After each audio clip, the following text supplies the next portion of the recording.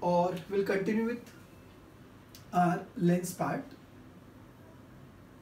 Okay, so last time when we had met, we discussed about theory of lenses, theory of concave lens and convex lens, and we also discussed few MCQs based on the same. Now in this session we'll discuss about combination of lenses.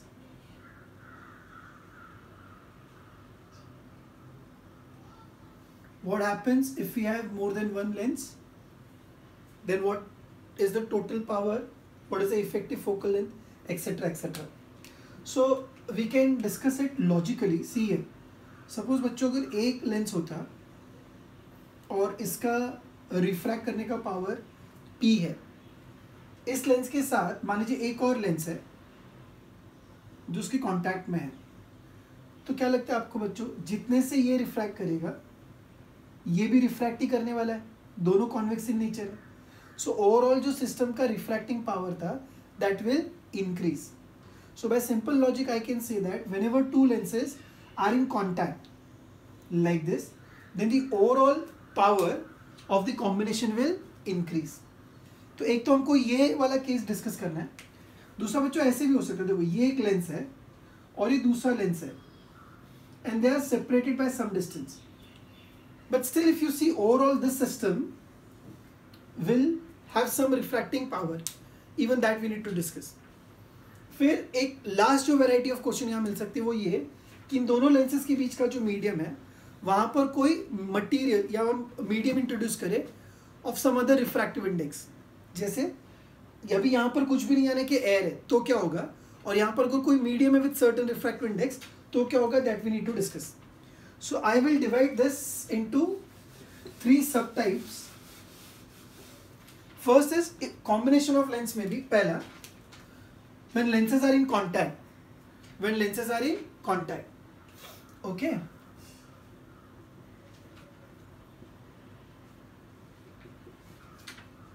Lenses are in contact.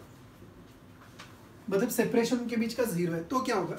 So in that case the effective power, मतलब arrangement ऐसी जो मैंने सबसे पहले बताई थी, एक ऐसी लेंस और ये दूसरी लेंस है, दे आर इन कॉन्टैक्ट. सो इस केस में जो इफेक्टिव पावर होगा या इक्विवेलेंट पावर होगा वो इंडिविजुअल लेंस के पावर का अल्जेब्रिक सम होगा.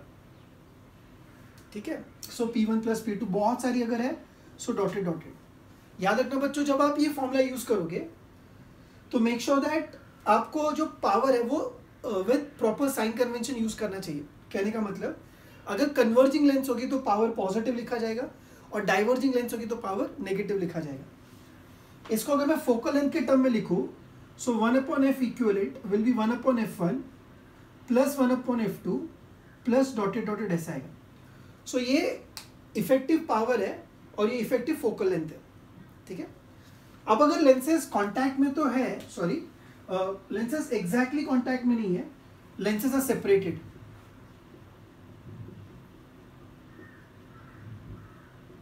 आर सेपरेटेड, तो इसका इफेक्टिव पावर कैसे निकालेंगे वो डिस्कस करते हैं. So the lens are separated मतलब कुछ ऐसा बच्चों, एक लेंस है ये और ये दूसरी लेंस है and these two are being separated by distance d. तो इक्विवेलेंट पावर क्या होगा. सो इस केस में जो इक्विवेलेंट पावर होगा बच्चों वो होगा P1 plus P2 minus d times of P1 P2. फिर से मैं एक बार रिपीट करूंगा बच्चों, whenever you are using such expressions या दोनों फॉर्मूले, आपको लेंस के पावर को साइन के साथ सब्स्टिट्यूट करना है. For converging you will put positive, for diverging you will put negative.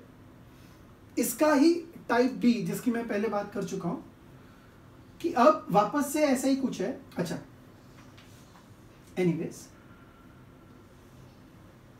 अगर ऐसा कुछ है जिसमें दोनों के बीच में एक मीडियम आ चुका है having refractive index mu, separation d है और रिफ्रैक्टिव इंडेक्स म्यू है.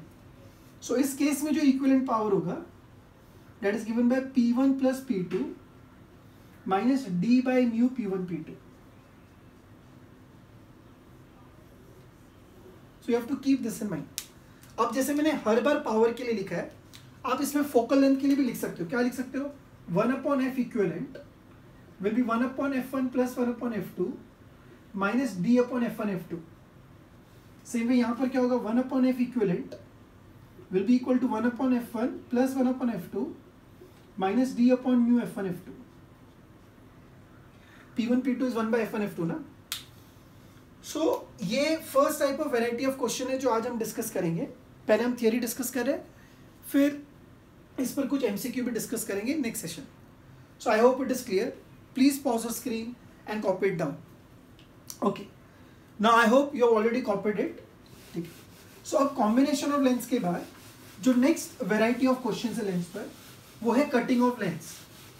अब कटिंग ऑफ लेंस में क्या होगा, हम लेंस को कट करने वाले हैं और फिर देखते हैं कि उससे क्या क्या वैरायटी ऑफ क्वेश्चंस बन सकते हैं. So next is cutting of lens. पहला था कॉम्बिनेशन ऑफ लेंस और अब हम डिस्कस करेंगे कटिंग ऑफ लेंस. तो सपोज हमारे पास एक कॉन्वेक्स लेंस है, ऐसे मैं कहूंगा ये इक्वी कॉन्वेक्स लेंस है, यानी दोनों ही सरफेसेस की रेडियस सेम है. और इस लेंस को अगर मैं कट करूं, दिस इज प्रिंसिपल एक्सिस. बच्चों ध्यान दो, दिस इज प्रिंसिपल एक्सिस. सो अब प्रिंसिपल एक्सिस के अलोंग अगर मैंने लेंस को कट किया, so now lens is cut along the principal axis. This is my way of representing that the lens is being cut. So अगर मैं इसको principal axis के अलोंग कट करूं बच्चों, तो इसके जो दो पीसेस होंगे वो कुछ ऐसे बनेंगे. ये एक होगा और ये एक ऐसे बन जाएगा. सो मैंने लेंस को कट किया है along its principal axis. So when the lens is cut along the principal axis, you get two pieces of lens. अच्छा, ये जो ओरिजिनल लेंस थी उसकी focal length was 1/f is μ-1 in the bracket 2/r. मैंने इसको कौन सा lens consider किया था, इक्वी कॉन्वेक्स लेंस. अब बच्चों जब मैंने इसको कट किया, मुझे बताओ लेंस की ज्योमेट्री में कोई फर्क आया क्या बच्चों? अभी भी इसके पास दो सरफेसेस है, दोनों कॉन्वेक्स है and both are equiconvex. इसके लिए भी अगर बात की जाए बच्चों, सेम वैसा ही है. यानी कि अगर मैं लेंस को प्रिंसिपल एक्सिस के अलोंग कट करूंगा तो इसके ज्योमेट्री में चेंज नहीं आया, नहीं उसका रिफ्रैक्टिव इंडेक्स चेंज हुआ. सो अगर इस वाले लेंस की फोकल लेंथ f थी, ओरिजिनल लेंस की फोकल लेंथ f है, तो जो दो कट पोर्शन है उनकी भी फोकल लेंथ क्या होगी, f. So please keep in mind, अगर हम किसी लेंस को प्रिंसिपल एक्सिस के अलोंग कट करें तो there is no change in their focal length. हाँ, अब इसका एक एक्सटेंशन अगर हम डिस्कस करें बच्चों, मतलब ये जो दो कट पोर्शन है उनको अगर मैं ऐसे कनेक्ट कर दूं बैक टू बैक, ये first cut portion of focal length f, ये दूसरा cut portion of focal length f. Now they are in contact. So tell me what will be overall focal length now. So अभी थोड़ी देर पहले क्या था, 1/f equivalent will be 1/f1 plus 1/f2. दोनों ही convex है, you get this. सो आपको 1/f equivalent का value मिलेगा 2/f, यानी f इक्विवेलेंट कितना हो जाएगा, f/2. क्या कर रहे सर, मैं बता रहा हूं. हम लेंस को कट कर रहे हैं और जो कट पार्ट है उनको अलग अलग तरीके से अरेंज कर रहे हैं. सो जब कटिंग एक्सिस के अलोंग होगी बच्चों, सो उसकी फोकल लेंथ में चेंज नहीं आएगा. इस पर एक बहुत फेमस क्वेश्चन है, कई सारे बुक्स में आपको मिलेगा कि जो दो कट पोर्शन थे उनके वर्टेक्स को हमने उल्टा कर दिया. तो अगर आपने dispersion without deviation, deviation without dispersion का सेक्शन अटेंड किया तो आपको रियलाइज होगा कि जितने से ये रिफ्रैक्ट करेगा उसका अपोजिट इसका रिफ्रैक्शन होगा. सो इस बार जो इक्विवेलेंट पावर होगा वो 0 हो जाएगा या इक्विवेलेंट फोकल लेंथ इनफाइनाइट हो जाएगी. It's very common question. So ये था पहला वाला लेंस के कटिंग का फर्स्ट टाइप ऑफ क्वेश्चन, जहां पे cutting is done along the axis of the lens. Is that clear? Please pause the screen and copy it. Okay, I hope आप लोगों ने कॉपी कर लिया. अब मैं फिर से एक बार लेंस को कट करूंगा, पर not along the axis but perpendicular to the axis. So अब मेरे पास ये लेंस ऐसी है, ये उसका प्रिंसिपल एक्सिस हुआ और लेंस को मैंने ऐसे कट करा. So the lens is cut perpendicular to the axis. So अब अगर आप सोचोगे बच्चों, वेरी गुड, बहुत सही सोच रहे हो आप. ये जो लेंस है ये ऐसा बन जाएगा, एक और ये दूसरा पार्ट. क्या इस बार भी ज्योमेट्री में चेंजेस नहीं हो रहा है? हो रहा है. कैसे हो रहा है सर? देख ध्यान से, पहले जो ओरिजिनल लेंस था उसमें दोनों ही सरफेस स्फेरिकल थे, इक्वी कॉन्वेक्स लेंस थी ये, लेकिन कट करने के बाद जो लेंस बनी उसमें एक स्फेरिकल सरफेस है और एक जो सरफेस बना वो प्लेन सरफेस बना। सो अगर आप मेरी बात ध्यान से सुन रहे हो तो जो इक्वी कॉन्वेक्स लेंस थी, इक्वी कॉन्वेक्स लेंस, वो जो प्रिंसिपल एक्सिस के परपेंडिकुलर कट की गई तो one by plano convex lens. अब बच्चों याद करो, for equi convex lens focal length था mu of lens upon mu of surrounding -1 in the bracket 2 upon R. याद आ रहा है ऐसा कुछ? This is for equi convex lens. लेकिन जो प्लेनो कॉन्वेक्स लेंस है उसका 1 अपॉन एफ डैश क्या होगा? Mu of lens upon mu of surrounding -1 in the bracket 1 upon r. यानी कि जो फोकल लेंथ है बच्चों वो हाफ हो गई है, I mean sorry, focal length जो है वो डबल हो गई है। 1 अपॉन एफ हाफ हुआ, यानी कि फोकल लेंथ क्या हो जाएगी? डबल। या इसको पावर से कंपेयर करो, इसका पावर 2/r था, इसका पावर 1/r, तो पावर हाफ यानी कि focal length double. So now F dash will be equal to 2 times of F. So क्या नोटिस करना है बच्चों, क्या लर्न करना है? अगर हम लेंस को उसके एक्सिस के अलोंग कट करेंगे सो फोकल लेंथ में चेंज नहीं आएगा क्योंकि ज्योमेट्री चेंज नहीं हुई।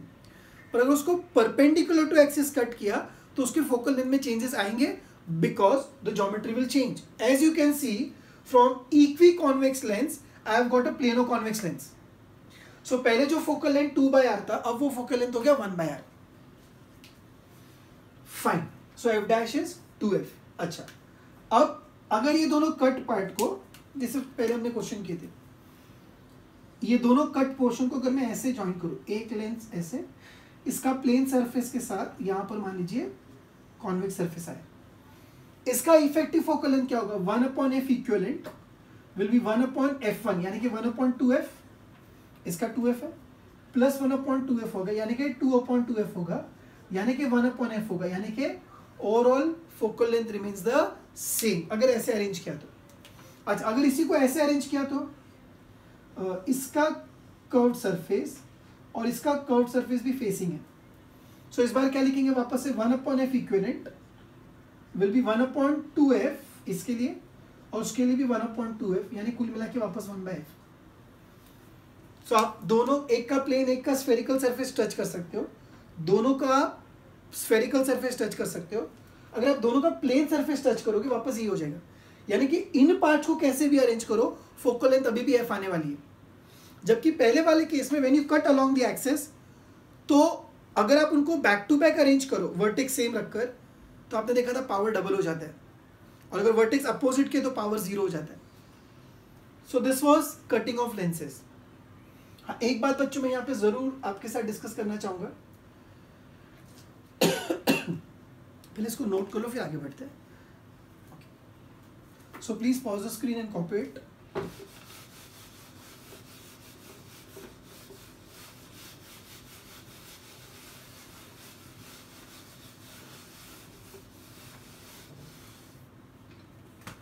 जब आप लेंस को कट करते हो, जो मैं डिस्कस करने जा रहा था बच्चों, तो डिपेंडिंग अपॉन आप कैसे कट कर रहे हो, जो ओपनिंग या अपर्चर ऑफ द लेंस था वो चेंज होता है।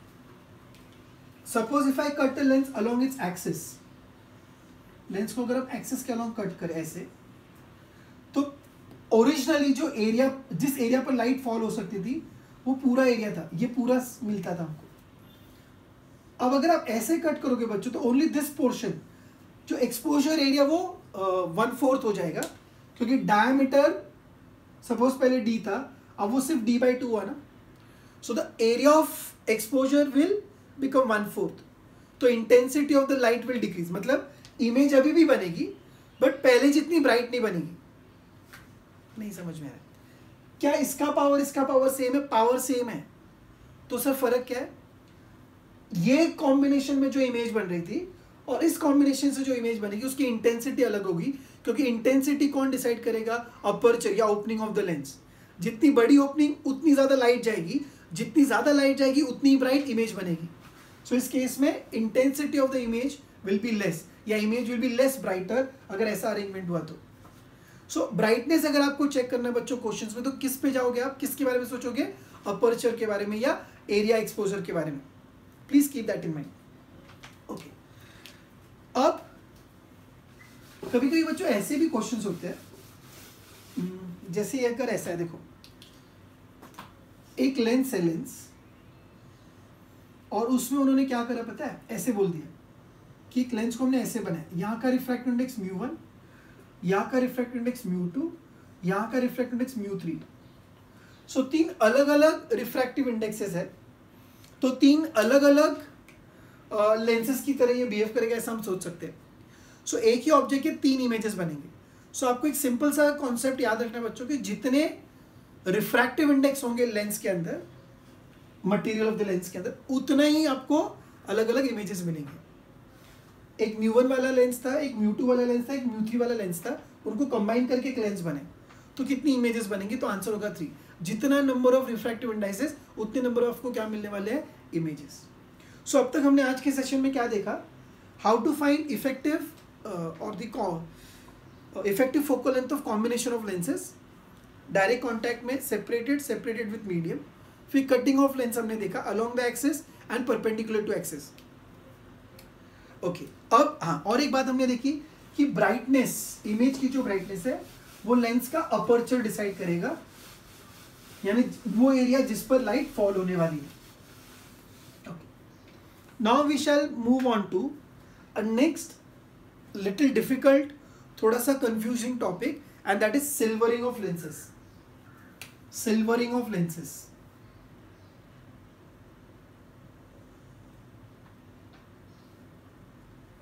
Silvering of lens. Now silvering of lens का मतलब क्या है? सो ऐसे वो मतलब it is combination of lens and mirror both. So मान लीजिए हमारे पास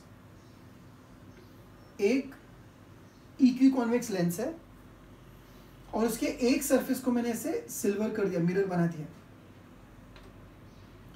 तो ये जो नया अरेंजमेंट है वो किसकी तरह बिहेव करेगा? तो बच्चों आप थोड़ा बेसिक लॉजिक से सोचो। यहां मान लीजिए एक ऑब्जेक्ट है, तो रे ऑफ लाइट यहां गई, तो जब इंसिडेंट रे यहां जाएगी तो पहले सरफेस पर क्या हुआ? रिफ्रैक्शन। सो यहां पर रिफ्रैक्शन हुआ, रिफ्रैक्शन, ये लाइट रिफ्रैक्ट होकर यहां पहुंची। अब सेकेंड सरफेस रिफ्रैक्टिंग बचा या वो रिफ्लेक्टिंग हो चुका है? रिफ्लेक्टिंग, तो यहां होगा रिफ्लेक्शन, यानी वो मिरर की तरह बिहेव करेगा। लाइट जब रिफ्रैक्ट होगी वापस यहां पर आने वाली है,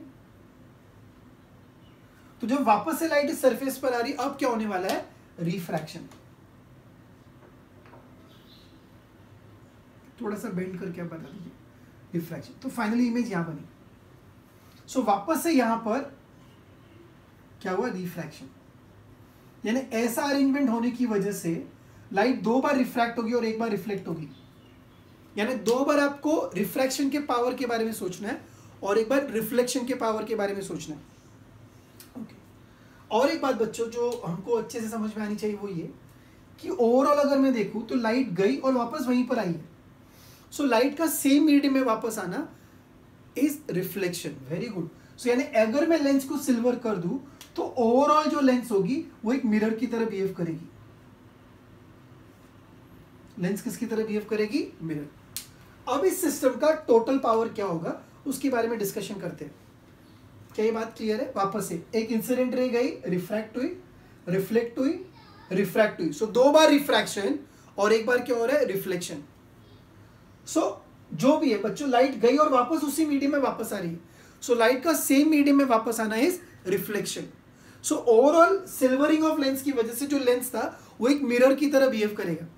ओके, अब अगर ये मिरर की तरह बिहेव करेगा तो इसकी पावर, इसकी फोकल लेंथ आप कैसे निकालोगे? क्या मैं ऐसे लिख सकता हूं बच्चों, जो इक्विवेलेंट पावर होगा वो 2 बार लेंस का पावर होगा और 1 बार मिरर का पावर होगा। ये नहीं समझा तो आगे बढ़ना ही नहीं। क्यों 2 बार लेंस का? क्योंकि 2 बार रिफ्रैक्शन हो रहा है।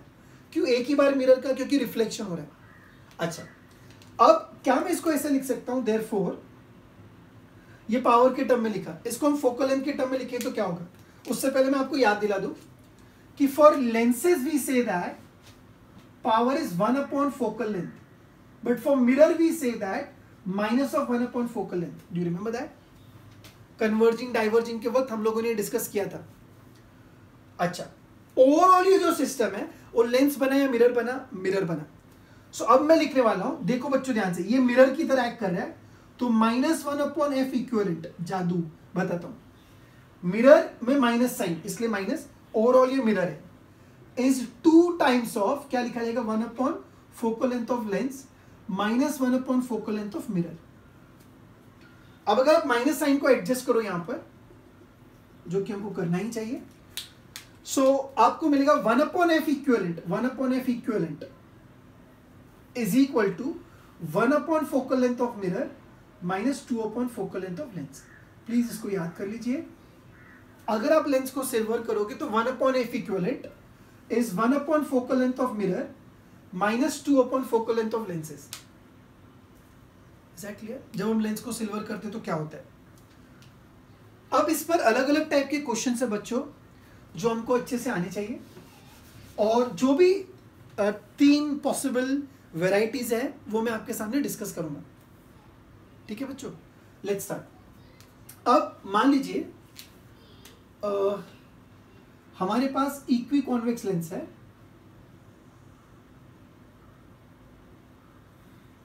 और उसके एक कॉन्वेक्स सरफेस को सिल्वर कर दिया गया, वही जो मैंने बोर्ड पर ड्रॉ किया वैसे ही, एग्जैक्टली वैसे। तो हमको पता है ये मिरर बनेगा, तो पूछेंगे उस मिरर की फोकल लेंथ क्या होगी, या उस मिरर की इफेक्टिव रेडियस ऑफ कर्वेचर क्या होगी। तो क्या करोगे आप, 1/f equivalent is 1/, focal length of mirror. Focal length of mirror, what is focal length of mirror?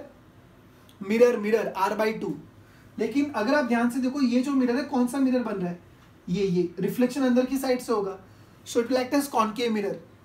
अच्छा, मैं बाहर ड्रॉ करके बताऊं, अगर इस सरफेस को मैं ड्रॉ करूँ, ये कुछ ऐसा बना ना बच्चों, तो कौन सा मिरर बना, concave mirror. For concave mirror what is focal length given by, very good, -r/2। Concave mirror की फोकल लेंथ नेगेटिव है, सो -r/2, 2 ऊपर चला गया और ये माइनस साइन, फिर -2 times of 1/, focal length of lens. अब अगर आपको याद है, फॉर लेंसेज वी से 1/f इज μ-1 इन द डब्बा 2/r। सो 1/f को मैं लिखूंगा, क्या लिखूंगा, 1/f को लिखा μ-1 इन द ब्रैकेट 2/r। अब देखो बच्चों, इसमें भी 2/r, उसमें भी 2/r, I take 2/r common, in fact -2/r common ले लेता हूं, तो यहां बचेगा 1 प्लस ये 2/r बाहर गया, तो 2 times of μ-1, so I get -2/r in the bracket 1 plus 2 चलो, तो 1 - 2 gives you -1, so -2/r 2 that is 1/f equivalent.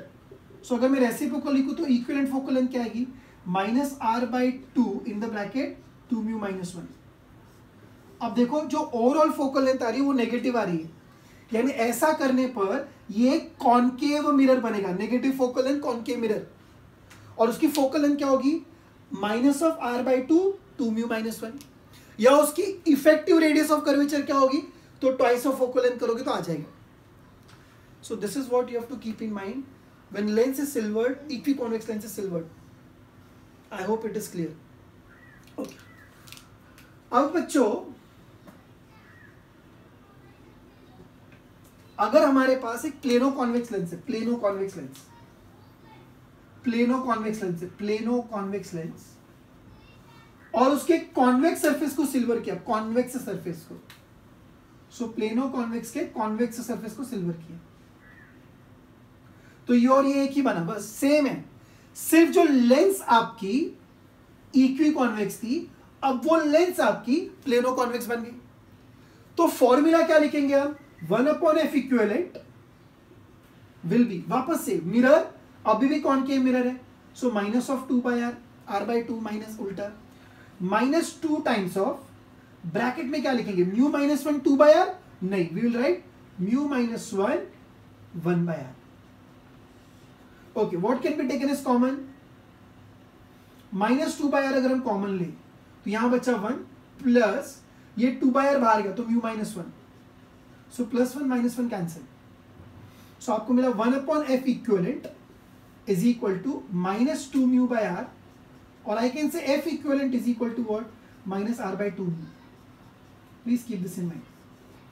ये कब, जब प्लेनो कॉन्वेक्स लेंस के कॉन्वेक्स साइड को सिल्वर किया गया तो। सो इक्वी कॉन्वेक्स लेंस के कॉन्वेक्स साइड को सिल्वर किया तो ये फॉर्मूला। एग्जाम में ये डिराइव करने का टाइम नहीं होगा तो आप बाय हार्ट करके सॉल्व करेंगे तो अच्छा है। ओके, अब प्लेनो कॉन्वेक्स में एक और वैरायटी है। आई होप आप ये पहले से कॉपी कर चुके, नहीं किया तो थोड़ा रिवाइंड कीजिए, स्क्रीन को पॉज कीजिए और इसको नोट कर लीजिए। ओके, अब अगर प्लेनो कॉन्वेक्स लेंस में हमने प्लेन सरफेस को सिल्वर किया तो क्या होगा? तो इस बार मिरर कौन सा मिरर बना? Plane mirror. और प्लेन मिरर की जो फोकल लेंथ है वो इनफाइनाइट है, क्योंकि प्लेन के लिए रेडियस इनफाइनाइट, फोकल लेंथ भी इनफाइनाइट हुई। और जो लेंस है उसका फोकल लेंथ होगा म्यू माइनस 1 बाय आर। इन दोनों को आपके जनरल फॉर्मूले में सब्स्टिट्यूट कीजिए तो 1 upon F equivalent is 1 upon focal length of mirror, यानी कि 1 upon infinity minus 2 times of focal length of lens, reciprocal 1 by. So कितना आएगा ये? Mu minus 1 into 1 by R. So 1 by infinity of course you know 0, minus sign, it will be 2 mu minus 1 upon R. So F equivalent की value क्या आ रही है वापस से? Minus r by 2 mu minus 1। अब अगर आप इनको लर्न कर लो तो आपके लिए अच्छा है। इक्वी कॉन्वेक्स लेंस में अगर आपने सिल्वर किया तो effective focal length is minus r by 2 mu minus 1। Plano convex lens में अगर आपने कॉन्वेक्स सरफेस को सिल्वर किया तो minus of r by 2 mu. और अगर प्लेनो कॉन्वेक्स लेंस में प्लेन सरफेस को सिल्वर किया तो minus of r upon 2 mu minus 1। Now please pause the screen and copy it exactly the way I have done. जल्दी कीजिए थोड़ा सा। फाइन। सो आई होप आप लोगों ने ऑलरेडी वो पॉज करके कॉपी कर लिया था। सो अब तक हमने लेंसेज से रिलेटेड कुछ, मेरे एक्सप्लेनेशन का मतलब है एक्स्ट्रा टाइप ऑफ क्वेश्चंस हमने देखे। Combination of lenses in contact, combination of lenses separated without medium, combination of lenses separated with medium, then cutting of lens along the axis, then cutting of lens perpendicular to the axis, फिर cut part को वापस में जोड़ा तो क्या असर हो सकता है। फिर अब हमने देखा बहुत इंपॉर्टेंट टॉपिक था ये सिल्वरिंग ऑफ लेंसेज, जिसमें जो लेंस होगा वो एक मिरर की तरह बिहेव करने लग जाएगा और उसका 1 अपॉन एफ इक्विवेलेंट का formula 1 upon focal length of mirror minus twice of focal length of lens आता है। अगर इक्वी कॉन्वेक्स लेंस है आपके पास और एक स्फेरिकल सरफेस को सिल्वर करोगे तो उसका इफेक्टिव फोकल लेंथ आता है minus of r upon 2 mu minus 1। Plano convex lens में अगर आप स्फेरिकल सरफेस को सिल्वर करोगे तो minus of r by 2 mu, और प्लेन सरफेस को अगर सिल्वर किया तो आपको मिलता है minus of r upon 2 mu minus 1। Now I shall discuss again a really important part, that is finding focal length of a lens by using displacement method।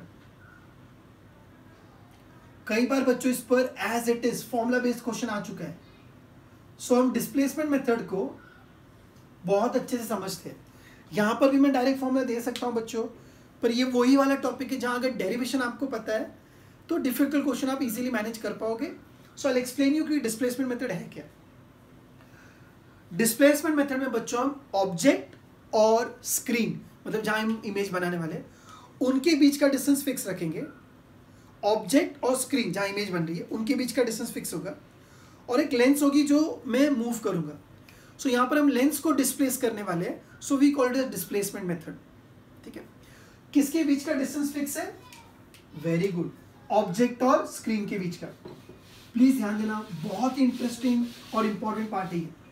सो मान लीजिए ये आपका ऑब्जेक्ट है और यहां एक स्क्रीन है जिस पर मैं ऑब्जेक्ट की इमेज बनाने वाला हूं। पहले मैंने लेंस को ऑब्जेक्ट के पास में रखा है ऐसे, ये कॉन्वेक्स लेंस है। ठीक है, सो अब इस ऑब्जेक्ट की इमेज कैसे बनेगी? अच्छा एक बात बच्चों, ऑब्जेक्ट से लेकर के स्क्रीन तक का जो डिस्टेंस है वो कैपिटल डी और वो फिक्स है, वो चेंज नहीं होने वाला। ओके, अब इस ऑब्जेक्ट की इमेज कैसे बनेगी? सो यहां से एक रे ऑफ लाइट पैरेलल गई जो रिफ्रैक्शन के बाद कुछ इस तरीके से गई और एक ऑप्टिकल सेंटर से आप पास कर लीजिए। सो ये आपका ऑब्जेक्ट O और ये उसकी मैग्नीफाइड इमेज बनेगी I1। ऑब्जेक्ट लेंस के पास है यानी कि 2f और f के बीच में है, so image real inverted and magnified बनी। वैसे भी इमेज रियल ही बनने वाली बच्चों, बिकॉज हम स्क्रीन पर इमेज बना रहे हैं और स्क्रीन पर इमेज रियल इमेज बनती है। अब ऐसा मान लेते हैं बच्चों कि जो ऑब्जेक्ट है उससे लेंस का डिस्टेंस u है और इमेज का डिस्टेंस v है। नॉर्मली हम ऐसे ही लेते हैं ना, यहां तक समझ में है? This was the first arrangement, पहले ऐसे था। फिर हमने क्या करा बच्चों पता है, जैसे कि मैंने आपको पहले बताया, ऑब्जेक्ट की पोजीशन फिक्स है और इमेज की भी पोजीशन फिक्स है। तो ऑब्जेक्ट अभी भी वहीं पर है और स्क्रीन भी वहां पर है, सिर्फ हुआ ये कि मैंने लेंस को शिफ्ट कर दिया। अगर आप देखेंगे तो लेंस शिफ्ट हो चुकी है और लेंस अब स्क्रीन के पास गई है। अब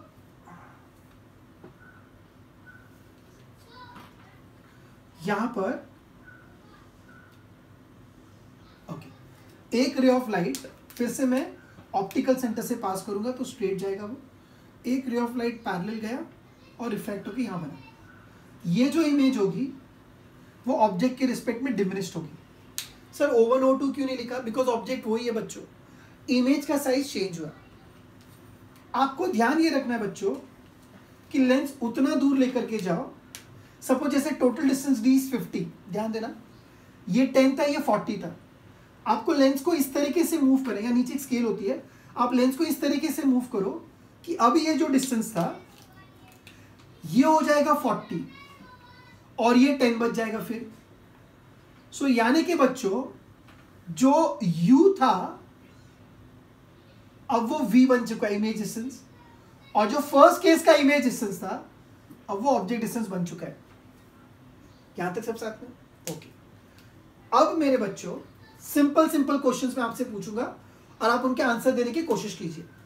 फर्स्ट डायग्राम में क्या हम फर्स्ट डायग्राम से ऐसा बोल सकते हैं बच्चों कि u प्लस v दोनों मिलके d होगा? So I would say that d यानी कि v plus u is equal to d। अच्छा, अब सेकेंड डायग्राम में अगर आप ध्यान दो बच्चों, मैं फर्स्ट और सेकेंड को सुपर इंपोज कर रहा हूं, समझाना चाहता हूं कुछ, अब प्लीज समझने की कोशिश कीजिए। ये लेंस यहां पर थी बच्चों, यहां पर पहले प्रोजेक्ट किया मैंने, आपकी लेंस यहां शिफ्ट हो गई है। सो लेंस का फर्स्ट पोजीशन, नया मतलब ओरिजिनल पोजीशन से नए पोजीशन का डिस्प्लेसमेंट मान लीजिए d है। So d is displacement of the lens, questions में काम आएगा। अब बच्चों मुझे बताओ ये डिस्टेंस d है, with respect to first diagram ये डिस्टेंस कितना है? u है ना? लेंस की पहली वाली पोजीशन और ऑब्जेक्ट का बीच का डिस्टेंस u था। अब ये डायग्राम में ऐसे बोल सकता हूं u plus D equal to v, u plus D equal to v. Second diagram में हम क्या बोल सकते हैं? सेकेंड डायग्राम में हम बोल सकते हैं बच्चों, क्या बोल सकते हैं सर? तो देखो बच्चों क्या बोल सकते हैं हम बोल सकते हैं कि d plus U equals to V, और can we say that v minus U equals to d। ये दोनों इक्वेशन बड़े काम के बच्चों, इक्वेशन 1 एंड इक्वेशन 2। अब अगर आप इक्वेशन 1 और 2 को ऐड करोगे, if you add equation 1 and 2, if you add equation 1 and 2 दोनों को अगर आप ऐड करोगे तो v plus u v minus u add करने पर 2v हो जाएगा। सो आपको मिलेगा 2v is equal to d plus D, यानी कि v की वैल्यू हो जाएगी d प्लस डी बाई 2, और दोनों को सब्ट्रैक्ट करोगे तो u आएगा d minus D by 2। I hope आप सबको ये समझ में आए। So I got v plus v minus U, v और u की वैल्यू आ गई। जब आप क्वेश्चंस करोगे ना बच्चों, ये सारी बातें आपके काम की है और बहुत यूजफुल है। अब लेंस इक्वेशन होता है 1/f is 1/v minus 1/u। इन दोनों को सब्स्टिट्यूट करते हैं साइन कन्वेंशन के साथ। सो 1/f की वैल्यू क्या होगी? 1/v, यानी कि 1/d प्लस डी बाई 2, तो 2 ऊपर चला गया, माइनस 1/u। u के लिए साइन कन्वेंशन के हिसाब से नेगेटिव, तो ये प्लस हो जाएगा, आपको मिलेगा 2 and this will be d minus D. सो अब क्या मिला आपको? 1/f इज इक्वल्स टू 2 मैंने बाहर ले लिया, d minus D plus d plus D is equal to a plus B, a minus B is what? a square minus B square. So ये plus D minus D cancel, यानी वो 2t बचा। सो आपको मिला 1/f is equals to 1/f is equal to D D 2d into T 4d upon D square minus D square. और यहां से फोकल लेंथ हो जाएगी बच्चों D square minus D square upon 4d, और पावर ऑफ लेंथ हो जाएगा 4d upon D square minus D square. ये आपको बाय ऐड करना है। सो ये था displacement method to finding focal length.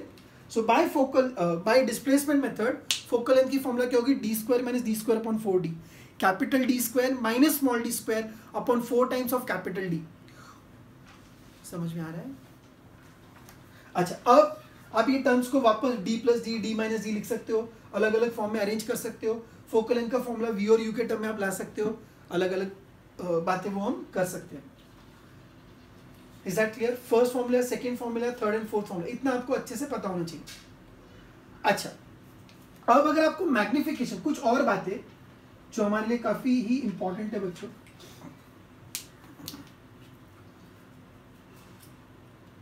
चलो अब फर्स्ट डायग्राम में फिर से एक बार, अगर मैं फर्स्ट डायग्राम की बात करता हूं, फर्स्ट डायग्राम की अगर हम बात करें तो मैग्निफिकेशन का फॉर्मूला क्या होता है, हाइट ऑफ इमेज I1, या magnification 1 will be height of image upon height of object, जो होता है image distance upon object distance v by.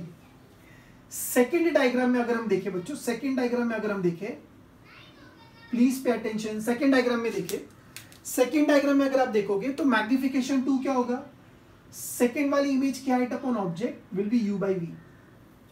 अब अगर आप m1 और m2 को मल्टीप्लाई करो, इन दोनों को मल्टीप्लाई करो आपस में, so I by o into I2 by o, I by o into I2 by o will be equal to v by u into u by v, v by u into u by v।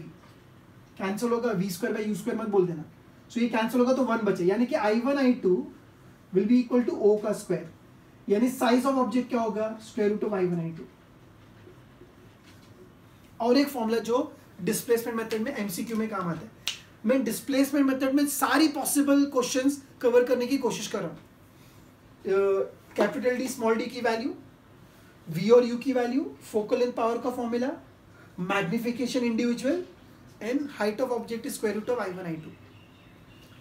इस पर भी straightforward as it is question आया गया। अभी clear? Okay. अब आप screen को pause करके बच्चों जो भी मैंने बोर्ड पर लिखा है प्लीज उसको आप कॉपी कर लीजिए ताकि हम आगे का डिस्कशन कर सके। ठीक है। अब एक इंपॉर्टेंट बात जो मैंने आपको लेंस की थ्योरी के वक्त बताया था, 100% बताया था, उसको समझते हैं और मैथमेटिकली प्रूफ करने की कोशिश करते हैं। अगर हम इस डायग्राम में देखें, फर्स्ट डायग्राम में देखें बच्चों, तो क्या यहां से मैं बोल सकता हूं जो v है वो d माइनस यू है। देख ध्यान से, पूरा डिस्टेंस d और ये u है, तो v का वैल्यू d माइनस यू है। फोकल लेंथ का फॉर्मूला क्या है, 1/f is 1/v minus 1/u। सारी वैल्यूज हम साइन कन्वेंशन के साथ अगर सब्स्टिट्यूट करें तो आपको मिलेगा 1/f is equal to 1/d minus u minus minus u. U negative है ना, साइन कन्वेंशन। सो 1/f का वैल्यू क्या होगा बताओ, 1/d minus you plus 1/u। सो आपको मिलेगा 1/f is equal to u plus d minus u upon u into D minus you.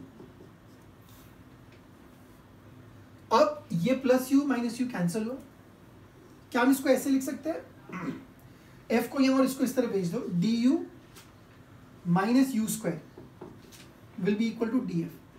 तो मुझे एक u का क्वाड्रेटिक आ रहा है, ध्यान दो बच्चों, तो u स्क्वायर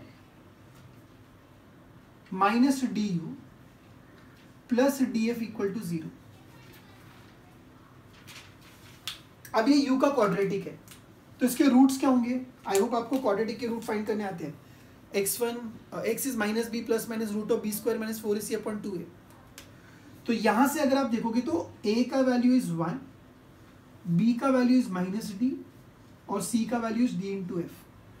तो रूट की वैल्यू क्या होगी, u will be equal to minus B यानी minus of minus D plus और minus root of B square यानी कि D square minus 4ac 4df divided by 2 times of A यानी 2 into 1।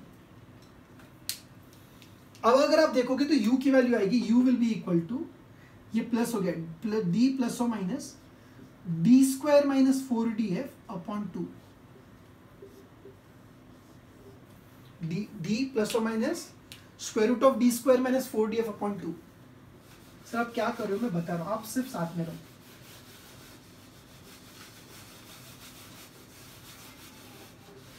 सो आपको u की वैल्यू आ गई। अब मुझे एक बात बताओ बच्चों, for real values of u, या मैं ऐसे बोलूं कि जो डी स्क्वायर है फॉर ऑल रियल वैल्यू, मतलब कोई भी कॉम्प्लेक्स वैल्यू नहीं आनी चाहिए। अब सर कॉम्प्लेक्स कहां से आएगा? सोच अगर स्क्वायर रूट के अंदर नंबर नेगेटिव हुआ तो प्रैक्टिकली पॉसिबल ही ना, फिर कॉम्प्लेक्स नंबर बन जाता है। So for all real values आपका जो डी स्क्वायर है minus 4df should be greater than और इक्वल टू 0, यानी D square should be greater than equal to 4df, यानी D must be greater than equal to 4f। अब मुझे पता what is D. D क्या था? D था और रियल ऑब्जेक्ट और उसके रियल इमेज के बीच का डिस्टेंस। तो रियल ऑब्जेक्ट और उसके रियल इमेज के बीच का मिनिमम डिस्टेंस 4f होना चाहिए। ये मैंने उस वक्त आपको ओरली बोला था कि ये जब 2f पर है और ये भी 2f पर है तो सेपरेशन 4f हुआ था। आज उसको मैथमेटिकली प्रूफ किया कि d must be greater than और इक्वल टू 4f, यानी कि रियल ऑब्जेक्ट और रियल इमेज के बीच का जो सेपरेशन है वो कम से कम 4f होना चाहिए। अगर d 4f से छोटा है तो ये नंबर नेगेटिव होगा, जो प्रैक्टिकली पॉसिबल नहीं है। यहां से आपको u के दो वैल्यू मिलेंगे, एक बार माइनस साइन पुट करके और एक बार प्लस साइन पुट करके, ठीक है। सो अगर मैं उनके बारे में लिखना चाहूं, सो आई वुड से दैट आपका जो u1 आएगा, u1 will be equal to d minus D square minus 4df by 2, जो v2 की वैल्यू होगी।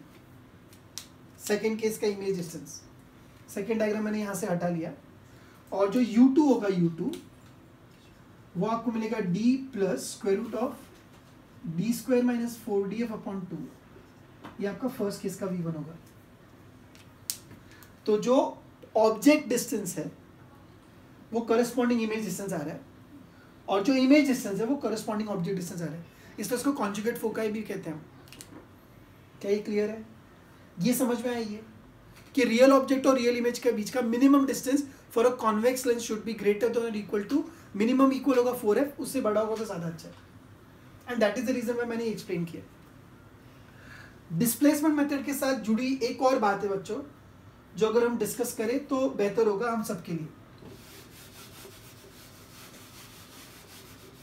See all these are questions, जैसे आप इसके एमसीक्यू सॉल्व करोगे ये सारे फॉर्मूले आपके पास होंगे and you will find the questions really very easy. इसलिए हम इतना स्ट्रगल कर रहे हैं। Okay, what was m1? m1 क्या था? m1 भूल गया, m1 क्या था? m1 था v by u, और m2 क्या था? u by v।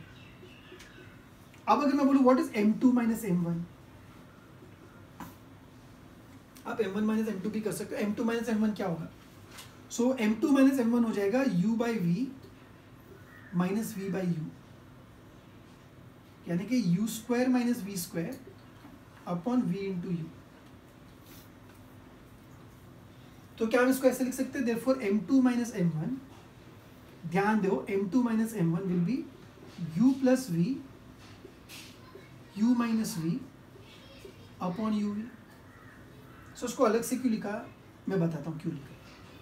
अब अगर आपको फोकल लेंथ याद है, 1 upon focal length is 1 upon v minus 1 upon u, तो हम इसको लिख सकते हैं u minus v upon v into u is 1 by f। बोलो बच्चों।